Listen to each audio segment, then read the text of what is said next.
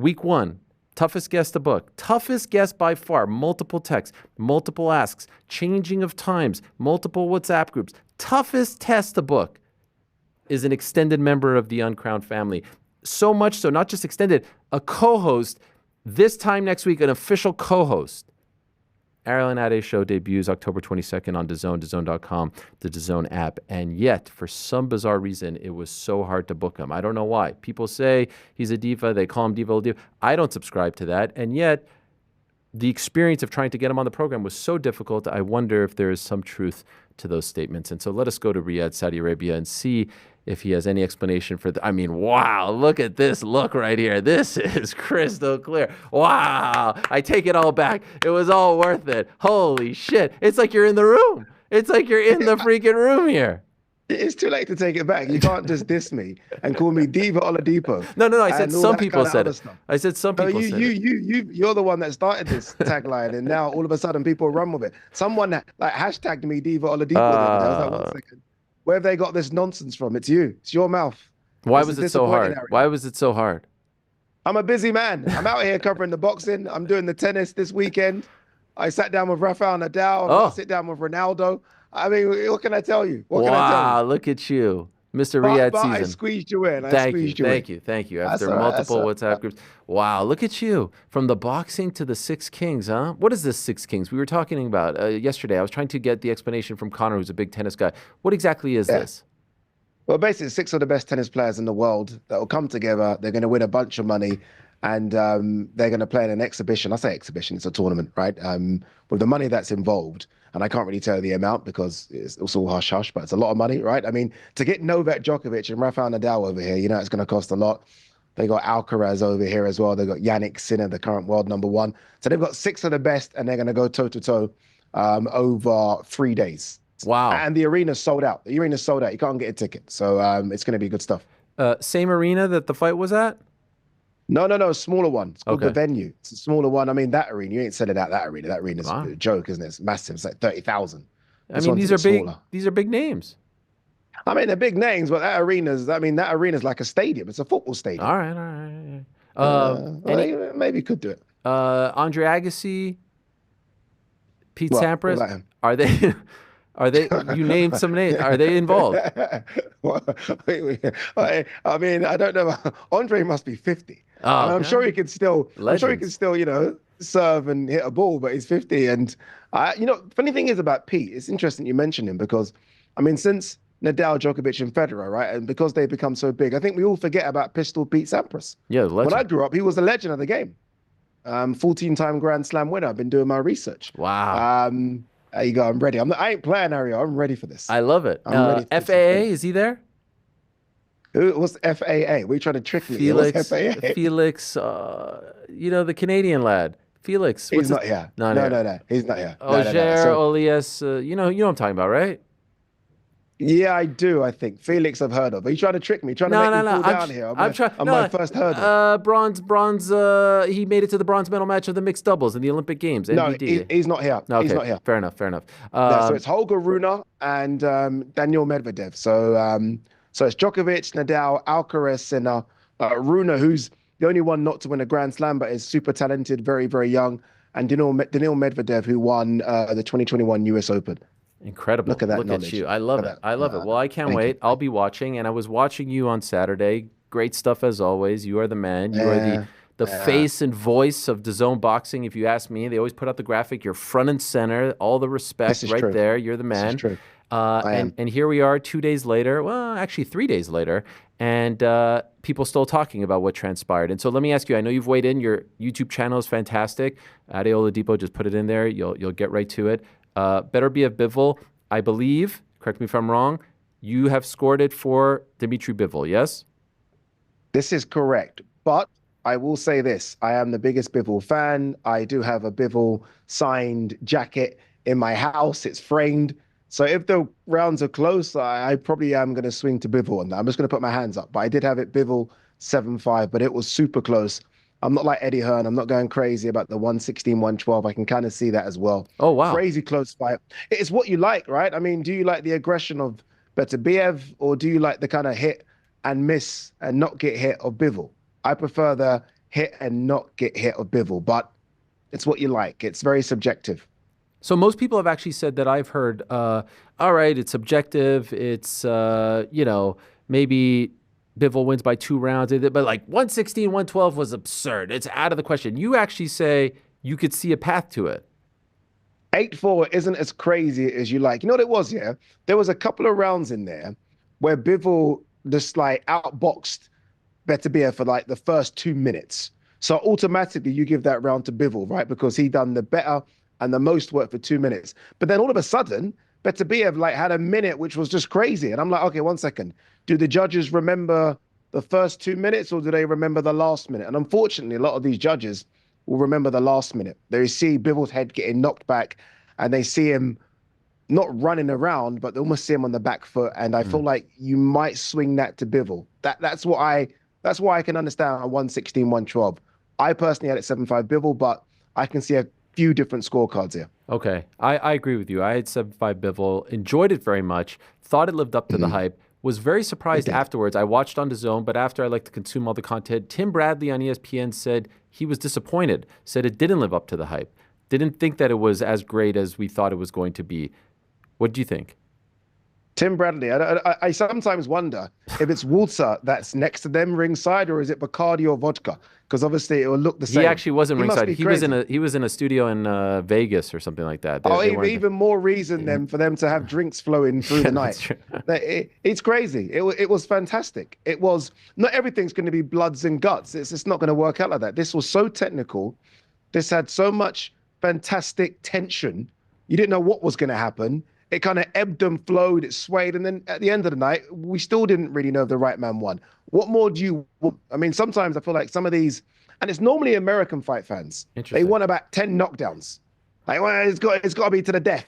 And this wasn't that. This was 2 very highly skilled fighters that have known each other since they were kids. And yes, a couple of the rounds were, seeing each other having a look, but then they went to war. Bivol even stood his ground and tried to have a fight with the monster.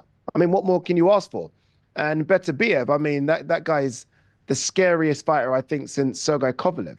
I thought it was really good. I thought the energy in the arena, which is all the time being criticized by some, I thought that was really good as well. I think it was fantastic and so good. I think we're going to see it not just once, but maybe even twice. I think it was so good. Okay, so everyone wants to see it again. There's no bigger fight in the light heavyweight division. Our guy Keith Idek, Uncrowned.com. I don't know if you've seen the new website where we're doing a lot of stuff. Obviously, in the world of combat sports, it's kind of a big deal. I don't know if you have checked it out yet. You're very busy over there, but do check it out because he has said Turki Al-Sheikh has to make it happen. I asked someone who's very close to this fight, and I said, is there a rematch clause? He said Turki is the rematch clause. And so if he wants it, we're getting it. And I saw the picture with the 2 of them, the 3 of them, obviously Turki in the middle. Do you think we are getting it? I'm surprised you've not just reached out to Turki. I mean, you have his number. Listen, I mean, you could just call him. You just don't pretend like you don't either. Don't pretend like you don't either. He doesn't answer my calls. No, it has to happen, right? It has to happen. I mean, look, I feel sorry for the others. There's Joshua Boatsi was ringside. I mean, he's in a position where he should be fighting the winner. You've got David Morrell versus David Benavidez. The winner of that really should have a chance. But I don't care about those guys right now. I mean, these guys are so clear, number 1 and 2. Number 3 is in the distance.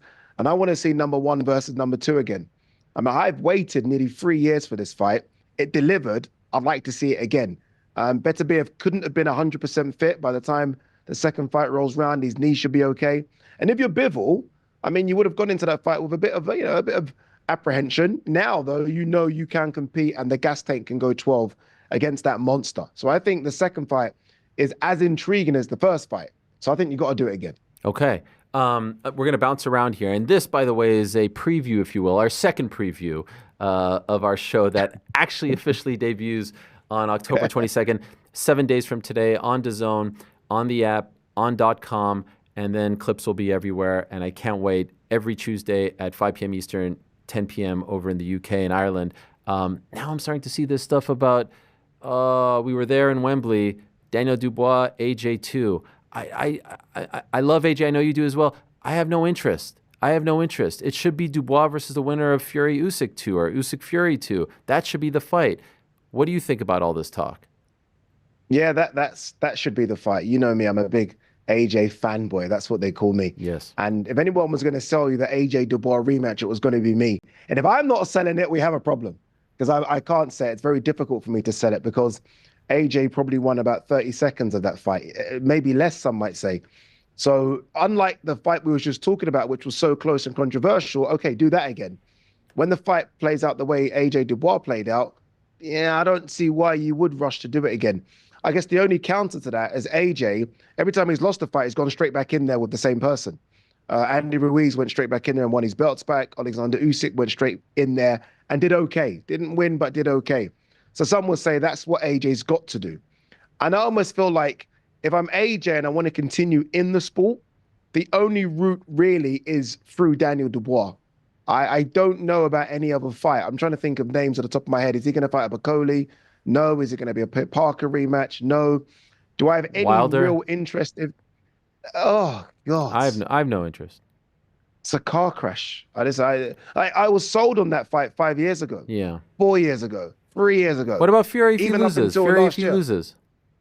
You know what it is about the Fury thing? The Fury fight for UK fight fans would have been the biggest thing we've ever seen. Like, it would have been on the sides of London buses. They would have been on every news channel on planet Earth.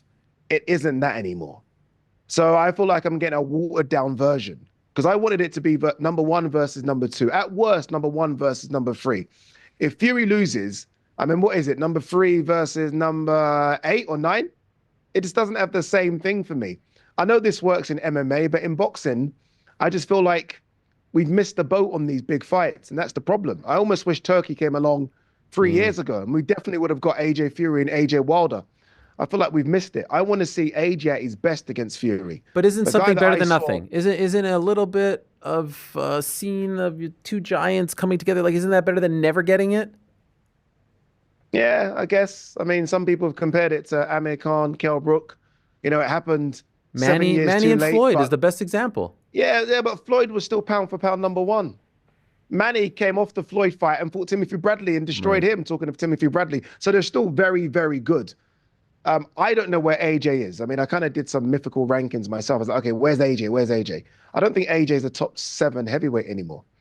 So I don't know if I'm that interested. Would I still watch it? Yes. I'll probably still work on it. So let me not kick it to the curb that quick. But it's not what I wanted. I wanted to see AJ at his best versus Fury. This isn't it. By the way, speaking of your rankings, I saw your rankings recently. Absurd. The heavyweight rankings, what? Absurd. How so? You had Dubois over Fury. Yeah. Absurd. 100%. Absurd. Wait, what do you mean? Wait. By the way, one second. Fury, don't invite me on and then destroy me like this. No, absurd. I had him on. Yeah. Also, wait, I'm very much of what have you done for me lately? It's almost like the John Jones thing, by the way. You lose to the number 1 pound for pound. You lose to the number 1 pound for pound best. Number 1. And 1 second. And before that, he lost to your friend that you was on the show yesterday in Ngannou, probably. Yeah. Yeah, did he not really? And before that, he fought a guy called Dillian White. Yeah.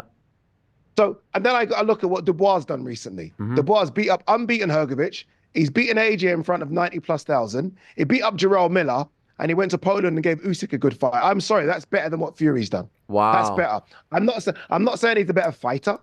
I'm just saying his last 2-year run is better than Tyson Fury's last 2-year run. And that's why I have him above Tyson Fury. So you bring up John Jones because the big discussion is it's what have you done for me lately? It's not a lifetime achievement award. It can't be that, can it? It can't be a lifetime achievement award. If it is, then John Jones will stay number 1 forever. No, I get that. It has to be a what have you done for me lately? And I love Tyson Fury. I think Tyson Fury actually beats Daniel Dubois.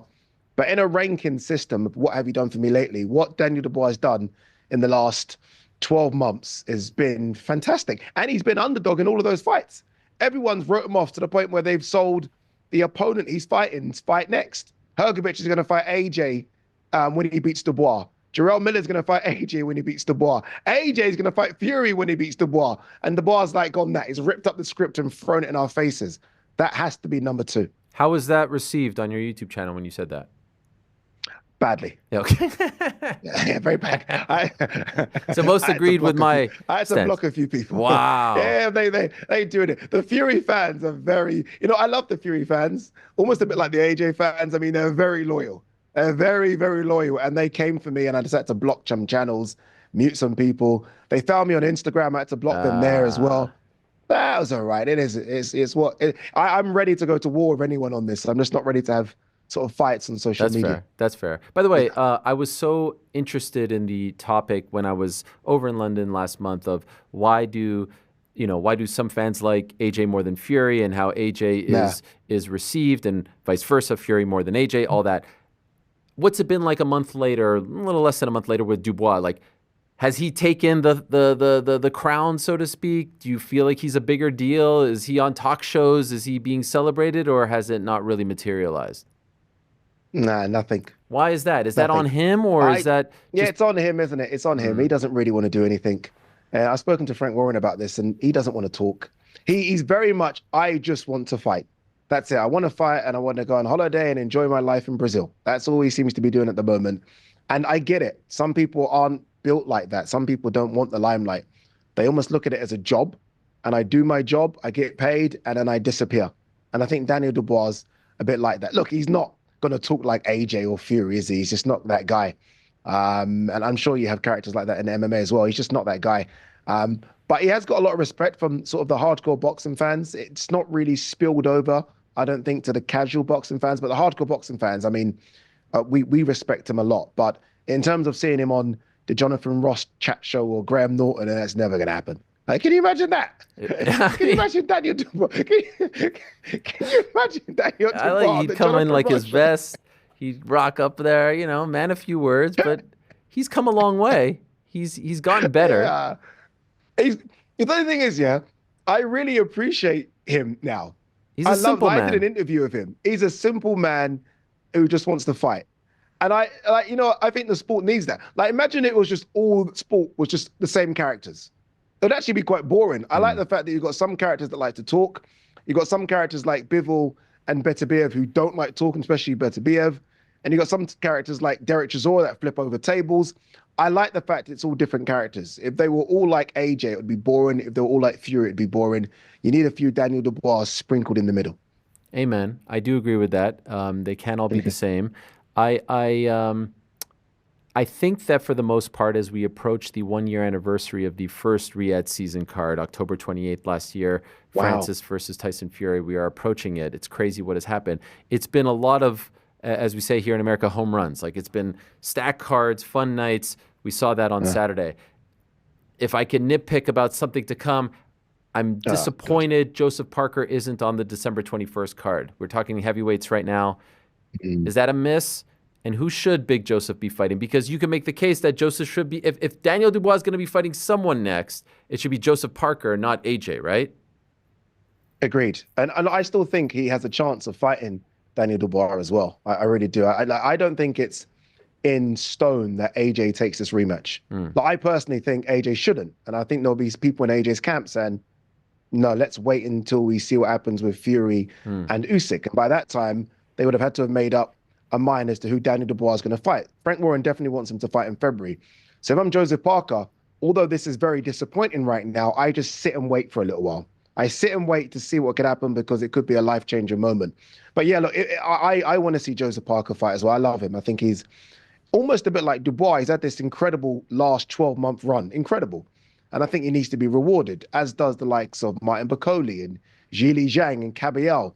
There's a few heavyweights that I thought were going to be on this card. I actually thought it was going to be an all heavyweight card. That'd be sick.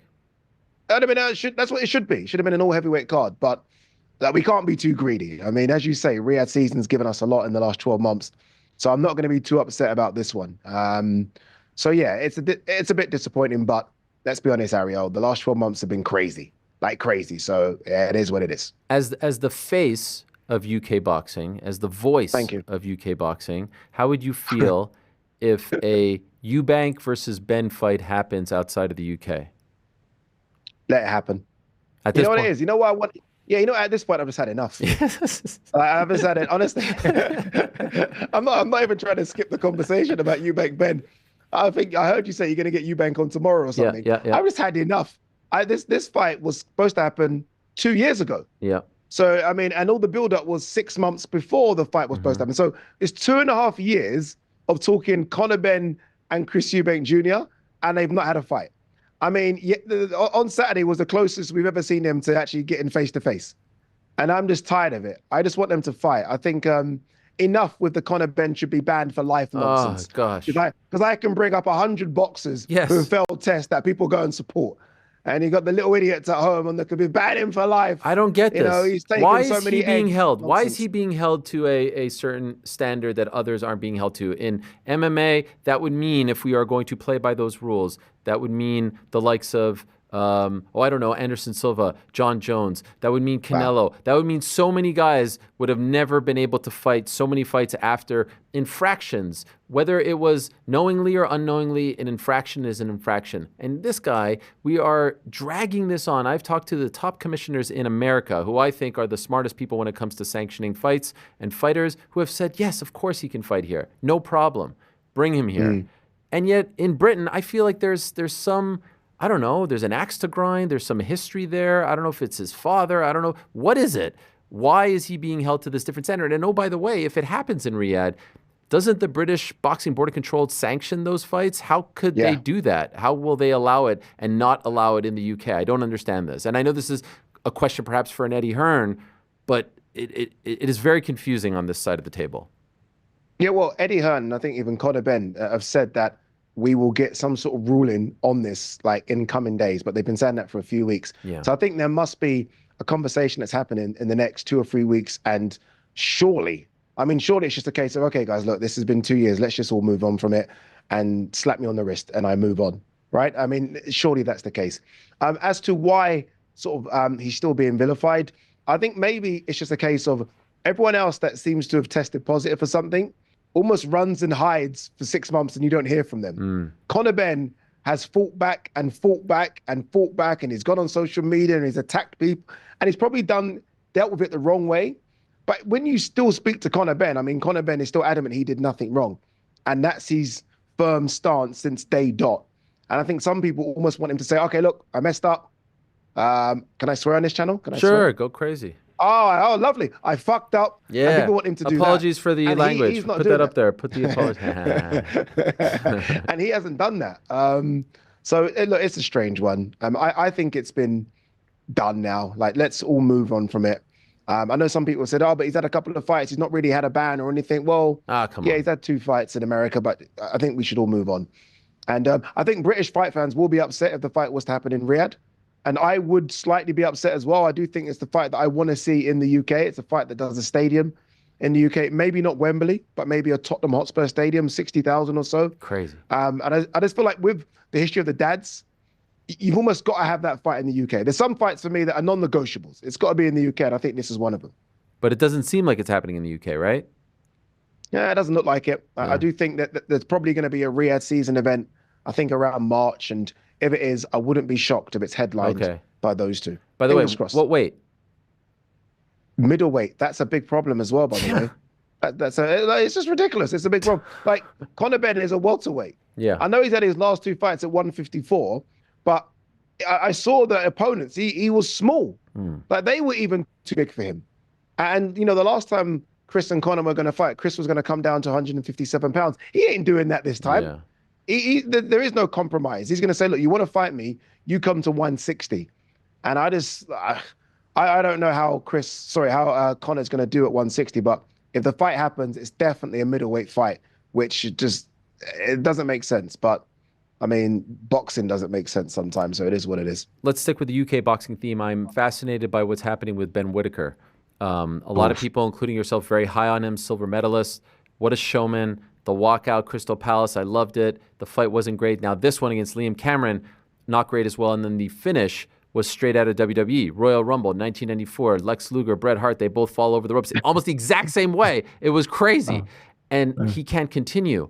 And then the stuff comes out with Liam where he was mistreated and he feels like he was, being disregarded. He signs with Queensberry, it seems, so smart move by Frank Warren. And then we see the footage, or we hear about these reports of Ben hitting someone's phone. He's frustrated. People are attacking him. What do you make of what has happened to Ben Whittaker since Saturday? Yeah, we are seeing Ben Whittaker, to coin a WWE phrase, he's turned heel. Has he? Has he? He must have. I mean, the smacking the phone out of someone's hand. I mean, Ben's the kind of person you go up to and you take photos with him, you do all those kind of stuff. He's doing all sorts, Ben, right now. So I don't know, man. You know what it is about Ben? I'm the biggest Ben Whittaker fan on planet Earth. I think he's sensational. But I did say I did a video on my YouTube channel saying the amount you talk, you've got to deliver. Like I'm all for people talking, but if you're going to talk that amount of smack, you've got to go in the ring and do some stuff. And you know, he admitted it the last time he fought that guy Ezra Erenyeka at Selhurst Park. I asked him to score it, and he actually said, "I'll give myself a D." Yeah. And I said, "Okay, that means we're going to see something a lot better this weekend." He's like, "Absolutely, I'm going to destroy him, and then I'm going to go to the changing room, and I'm going to eat some food." And that's not what happened. So, you know, there's going to be some flack, but there's always going to be flack when you talk that smack. You like that, innit? You That like was that not, flack when you put talk that on smack. a It's pretty shirt. good. Put that on a Very shirt. good. Thank you. So, look, I mean, he's going to get a lot of flack. The British fight fans really dislike him. They dislike anyone that does a bit of showboating. They would have disliked Prince Nassim Hamed. They would have disliked Muhammad Ali. But the difference is those guys obviously delivered. Yeah. So you then start to like them. Ben Whittaker's got a long road back, but I still am in the Ben Whittaker fan club. I think he can still become one of the best fighters on planet Earth. So I haven't decided to get rid of him yet. But he's very close. He's on the exit door. Oh, He needs to come and do some good stuff. They have to run it back, though, right? They have to. They have to. I mean, they have to. You know, I think what a lot of fight fans haven't noticed as well, I don't know if you've seen it, but he was initially trained by Sugar Hill Stewart, obviously the trainer of Tyson Fury. The last two fights, it hasn't been Sugar Hill in the corner. Sugar Hill's not been his trainer. And the last two fights have been his worst performances. So maybe there is a case of, okay, let's get Sugar back and let's figure this thing out.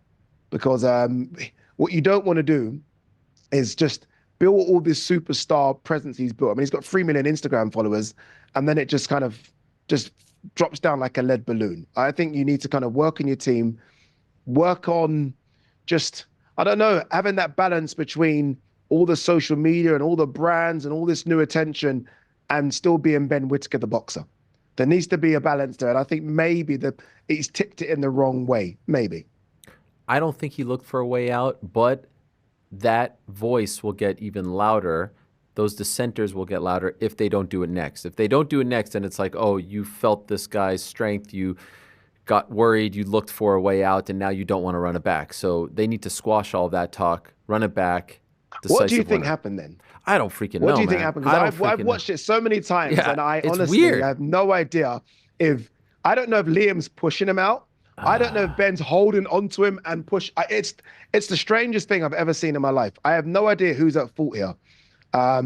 It was a sprained ankle as well. And you know, when I heard about it being a sprained ankle, I wanted it to be more. I wanted it to be a torn Achilles or his ankle's broken. A sprained ankle is just, it's not enough, is it? It needed a bit more. It's hard to fight with a sprained ankle. You know what the issue is about this, by the way, is that I saw a comment section below and it said David Haye fought with a torn Achilles against Tony Bellew. And I was like, everyone's pain threshold is different. Everyone, I can't fight, so who am I to talk? But sprained ankle's a bit, I don't know. All I will say is that the Brits are on him right now. Oh, yeah. But you'd rather have a situation where they either like you or hate you. You don't want a situation where they're just indifferent and don't tune in. They're going to tune in next time because they want to see him get chinned. And that's not a bad thing. They love Fabio Wardley right now. What a knockout. Vicious, terrifying. Fraser Clarke's head was indented. His jaw was misplaced. That was vicious, vicious stuff. I saw your co-host also, your colleague, friend of mine, longtime friend, Gareth A. Davies, said he saw him at the airport. The jaw was wired shut. Scary stuff, man. Yeah, that's definitely a case of you don't play boxing, right? And I know we sort of throw that phrase around a lot, but that was scary. Like being ringside and seeing that. And then, so Chris Mannix, if you watched the show, Chris Mannix had done all the interviews prior to that. So I was just sitting ringside, obviously, because I was hosting the show. And they said, Ade, you're doing the interview. So I didn't know I was going to actually go and do the interview. It kind of makes sense, I guess, an all-British heavyweight title fight, get the Brit in there. So when I went in there, I tried to just, make a beeline to have a look at Fraser in the corner, and you could see the dent, and he was still out, and it kind of frightened me. It frightened. Obviously, look, I know the dangers of the sport. I've covered it and watched it for years, but seeing that up close and seeing the punch, which was basically a free punch, because he'd landed one, and Fraser was kind of already out, and then he had free reign to land another one. And Fabio Wardley, everyone knows in the boxing scene that he hits as hard as anyone. So look, I don't know what happens with Fraser. Fraser's 33 years of age. It's difficult to come back from that, I think. But I guess in the heavyweight division, you can go on and on and on into your 40s. So hopefully it's just a case of him taking a long time out, heal physically and mentally, because it was a very important fight for him. And we'll see what happens with Fraser. But yeah, that was an image that's going to stay with me for a long time, because it's not just the indentation, it's the way his jaw kind of slops to one side as well. And it's that was scary to see. Yeah, last time I saw something somewhat reminiscent of that was Michael Venom Page, the knee to Cyborg's head. Cyborg's head was there, and it indented right there. I remember the X-ray vision of that. It was awful, awful. Jai Opetaia, I know you're a big fan. Big win for him. Most expected it. And we see what happens next month with CBS. If he wins, obviously that's the fight to make. And one more, if I may, on Riad season. I would love to see Sky Nicholson. Wait. Is that all about Jai Opetaia? Yeah, that's it. That's it about Jai. Jai just gets a sentence. He gets a sentence. Well, my friend P.T. Carroll called the cruiserweight division in boxing. He said it's the women's featherweight division of MMA. He said it's a throwaway division. Okay. Could you believe that? Yeah. Could you believe that? So I was just trying to stick with that theme. Is that inaccurate? Okay. Yeah, I get what he means, actually. I disagreed. I don't think that's fair. Usyk came from cruiserweight, Vander Holyfield, many others back in the day. That's not fair. Jai's really good. He's top 10 pound for pound. Jai's fantastic, and he's on his way to being in that top 10. I think the issue is it's almost a division that's not cared about in America. So no one cares about it. I almost feel like if we had a brash, loud American, then maybe people would be more interested. But he is number one in that division by a country mile. And I feel like I needed to see that performance on Saturday to kind of reaffirm that in my brain, because he wasn't that great in the last couple of rounds against Marius Bradis, but he is so violent and scary and so good. I wish he was like, he's 6'1". I wish he was like Usyk 6'3", because I feel like he could go up to heavyweight and, I don't know, compete in the land of the giants. But yeah, he's so good. Very special fighter. There was a photo of him sparring with Robert Whittaker, who looks to be in fantastic shape, going up to fight Khamzat in about 11 days. I would love to see that in person. But I wanted to ask about Sky Nicholson and Amanda Serrano. Let's just hope that Khamzat makes it there. We were talking about this earlier. Let's just hope that Khamzat makes it there, right? Because Khamzat is what I thought Pereira was going to be. Wow. Honestly, I'm not joking. You know, when Khamzat, 3 years ago, when we first sort of laid our eyes on him, and he was talking about, I'm going to smash everyone, and he started picking up people up and throwing them to the ground. I was like, oh my. Terrifying. I'm not joking. I thought this, terrifying. Yeah. I thought, okay, he's going to be welterweight, middleweight, and maybe even put on a bit of size and go up and do some damage at light heavyweight. And all of a sudden, it was nothing. Nothing. Honestly, he is exactly what I thought Pereira was going to be. And look, there's still a chance. Whittaker, obviously, as you know, fantastic. Looks in good condition, as you say. But this isn't going to be easy. If this fight was made 3 years ago, I'd have said, oh, Khamzat, yes, because he's this guy that smashes everyone. Now I'm not quite sure. I'm not sure. See, this is what I love about you. Everyone tries to paint you as just being the boxing guy, but you're so much more than that. Your MMA knowledge on par with your boxing knowledge. See, I say this, and yet you continue to say that I can't compete with your boxing knowledge, which is fine. I'm humble. I could take it. Our show, which again premieres a week from today, October 22nd on DAZN, the Ariel and Ade Show. It's a great graphic that they put together. The whole package. Is it still that? It's still that. No, we've that train has left the station. We can go in a million different directions. Obviously, it's a boxing heavy show. But if we want to talk, if we want to talk Forest Liverpool, we could talk Forest Liverpool. I'm still not quite done with that one. If we want to talk a little tennis, we could talk a little. If we want to talk MMA, we could talk a little MMA. So I just want to let everyone know that we could go. We're very versatile, me and you. We can go in a million. Anywhere. Dude, we could go darts. We could go darts. You want to talk Michael Van Gogh? We could talk MVG. You want to talk Leather? We could talk Leather. Look at you. Sky Serrano. Michael Smith. Bully boy. Sky Serrano. What do you think? Can it happen? Will it happen? No.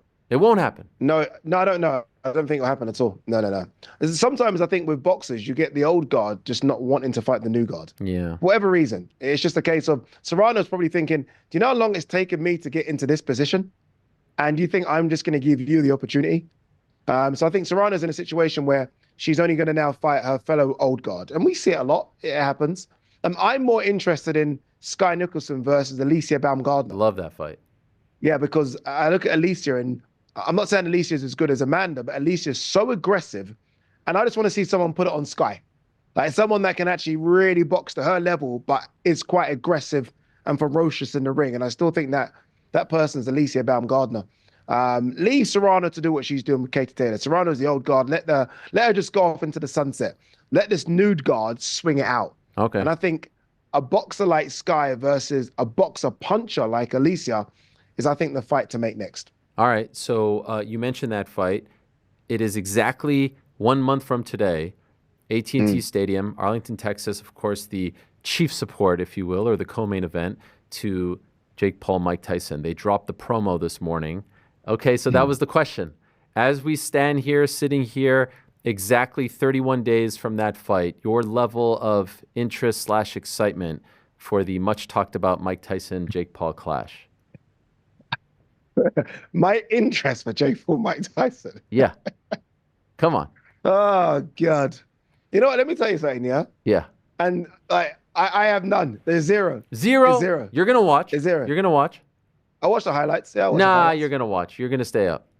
You know what it is? There's no way you're not going to watch. Because I love Jake Paul. I love Jake Paul. I love everything he's doing at MVP. I think it's fantastic. I think the way in which he's helped like boxers like Serrano become... Serrano's always a household name, but for her to get the check that warrants, you know, the name that she's built up over the years. So I love everything he's doing. I just don't like this fight. Like Mike, I saw a picture of Mike in a wheelchair 7 months ago. Mike's 58, Ariel. He's 58 years old, and Mike doesn't live like a nun. Like Mike's not living like Bernard Hopkins, is he? Let's be honest, he's not. Mike tricked us all 4 years ago when he fought Roy Jones Jr. Remember those clips that were coming out and those little 30-second clips? And I was like, oh my God, Mike's back. This is sensational. And then when he fought, he didn't move. I was like, 1 second. So that was 4 years ago. What's he going to be like now? Mike, at best, has got 30 seconds in him. At best. And I just don't want to see Jake hurt Mike because Mike's all of our hero. So but you think Jake can hurt him? Of course he can. Absolutely. Jake, you know, say what you want about Jake. Yeah, Jake can box. Jake can box. He's big and he can punch. He's young. He's healthy and does live the life. Like I've seen Jake hit bag and Jake's taking this sport really serious. That's why I don't even class Jake as a YouTube boxer anymore. Like he's taking it serious now. Jake's beyond that. So Jake can hurt Mike a lot. I mean, let's just, for argument's sake, say Mike was a 58-year-old that did live the life and was super healthy. I would still think Jake could hurt him, let alone a guy that was in a wheelchair 7 months ago. Like, was that a fake image? Was that AI? Did that not happen? I don't know. Did you not see their wheelchair? I don't know if it was 7 months ago. I think that's 2 years ago or something. But yes, was it 2? He did. Why did the fight get called? Why did the fight get called off? Yeah, no, he had an ulcer, and he had an issue, and it was a health issue. Okay. And I think there were people who were willing to disregard the age before all of that, and then I think a lot of people, once that happened, said like, "Nah, this fight shouldn't happen." That's a fair thing. I think that's a very fair thing that people were saying. I don't know how people were willing to disregard the age as though that means nothing. I mean, like, how old was Anderson when Anderson fought Jake? I believe, off the top of my head, 47. I believe 47. But that was still an Anderson that, I mean, a few months prior or a year prior beat Julio Cesar Chavez. So I gave him a bly on that one. I thought, okay, Anderson's still in great shape. Yeah, Anderson still can fight.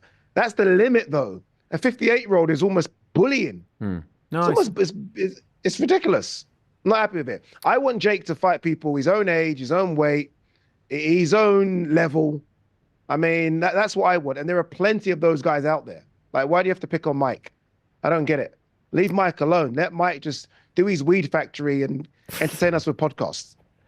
Well, you have revealed that, and I appreciate and respect it. Can I make a revelation, and then I'll let you go? And by the way, I do have to say, a lot of... Oh, wait, you're working on it. You're working on the event, aren't you? No. I mean, no, that's old news. Okay.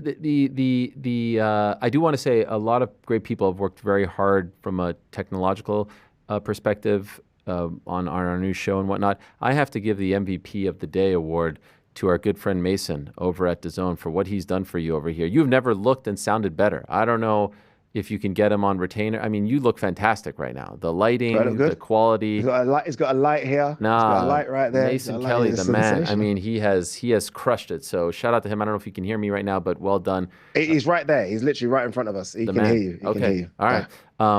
here's my revelation before we go. And this is going to be one of the hottest takes that I've ever had and very controversial. And I understand that. And I'm willing to put myself out there and throw myself into the fire. Oh, God. Every hour, especially leading up to the show, I've been listening to the same song over and over to get myself pumped up, hyped up. And I love it. And I'm so into it. And I can't stop singing and humming it. I'm in the thick of it. Everybody knows. So into it grows. So, you know that song? No. From the pen to the ring to the sin, the crown, and final point. You don't know that? KSI's new song, Thick of It. I love it. He's getting a lot of flack. You haven't seen all the hate that he's gotten. He loves it. He's gotten so much hate. He loves it. And I think he's smashed it. Top 100 Billboard. Is that it? He's killing it. Never before. Wait, when you say top 100, are we talking like when you say that number, top 100? Yeah. Are you saying it's like 99 or are you saying top 100? I think 86 is what 10? I saw. And I don't think he ever 86? debuted at a number that high. He's killing it. No, I'm not. By the way, this is not a gag. I actually think it's a great song. People have made videos. I saw all the YouTubers shitting on him, Jake shitting on him, everyone shitting. I think he has hit a home run here. I think this is triple platinum. You know what I like about KSI? JJ. What? We call JJ. JJ, between us, we know him, right? I just like that he just tries things, doesn't he? Like he's a proper, like, I will try and do this and I don't care about the reaction. Like he's clearly not a rapper or a singer, but he's given it a good go and he's done okay. I've not heard the song. You haven't heard it? I do like it. No. That's your boy. Wow. Yeah, but it's not my type of music. No, I would download it. I'll give him my one. Listen to it after this. Listen to it after this and let me know. I'm in the thick of it. Everybody knows. Some of the Wait, is it? What is it? Is it a rap song? What is it? Is it? It's a little. It's a little poppy. Drake-esque? It's a little poppy.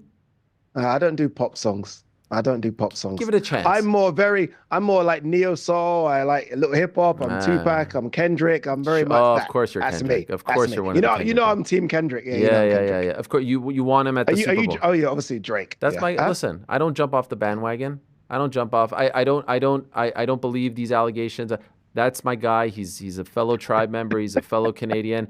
I can't believe. By the way, I've never said this. I can't believe Kendrick is playing at the Super Bowl. I can't believe what one song that is now overplayed and you get a Super Bowl spot. Is that what it takes? One second. That's Are you saying Kendrick's? Oh, wait. Are you saying Kendrick's career is about one song? It's pretty much that. That's all I hear. Is that what you're saying? I'm at little kids' birthday parties, and they're this, Ariel? Ariel, you're better than this. Little 12-year-olds are singing dun dun dun. Great song, but the song is completely overplayed and has become corporatized. So good. And there's little kids saying A minor, and I'm like, you don't even know what you're saying. Do you think he plays that at the Super Bowl? Probably. It's his claim to fame. Wow. It's his claim to fame. That's embarrassing for me, Ariel. Yeah, no. And you're saying it like even without blinking. How many bangers? Banger for banger. How many bangers? Drake? Oh, no. Look, it depends what you mean. See, Drake is party songs, and I give him that. Someone did play me Drake's hit list the other day, and I was like, I forgot some of the songs. Yeah. But you know what it is? Kendrick's songs are more, I'm at home, chilling, I've got a little glass of something. That's my kind of music. Yeah. I don't go to clubs anymore. When was the last time you went to a club, Ariel? That has nothing to do with anything. Oh, no. When was the last time you went to a club? Talib Kweli, Common did it better. They did it better. They did yeah, better. He's in that yeah, realm. That's right. That's right. Kind of where he is. Listen, I know my stuff when it comes to hip hop. I know we could talk all day long about it. And here's the thing. It shocks me that the Super Bowl would have him as the halftime. He's fine. Yeah, it should be Lil Wayne. It should be. I was just about to say it should be Lil Wayne. I agree. To go to his area and not use Lil Wayne's is just a disgrace. Can I ask you this? If he didn't have the feud, would he be playing the Super Bowl? Probably not. Yeah. But the feud was so big, it took over the world. I'm just saying. So you can't. You go with what's popular. No, every person that's played. Well, 1 second. Everyone that's played the Super Bowl halftime is because of their popularity. Yes or no? Yeah, but popularity off another man's back. Popularity of another man's back. Are you trying to tell me that Kendrick wasn't popular before the Drake beef? That's exactly what I'm trying to tell you. You know what I like, Ariel? We can do everything on the show. We can do it all. We can go anywhere. We can go anywhere. We can go anywhere. But we are out of time. This has been a pleasure. Great stuff on Saturday. No. 5 more minutes. I've been told, and then I get paid double. Yeah. Keep going. They've got or overtime. Mason. Mason. Somehow you got him to shoot you so well. We were going to do a Zoom interview like everyone else, and you got this. Fantastic. I said no Zoom. October 22nd, DAZN. Finally, We get to do this. I mean, I feel like we just did it, but we get to do it again, and we'll have guests join us. And then when we're on location, like we were back in September in London, we could do it together as well. It's going to be a grand old time. Enjoy the tennis out there. Well done to you over the weekend, and we'll talk to you next week. Thank you, my man. Appreciate it. There he is, Ade Oladipo of the Ariel and Ade Show, and of course of DAZN and Talk Sport.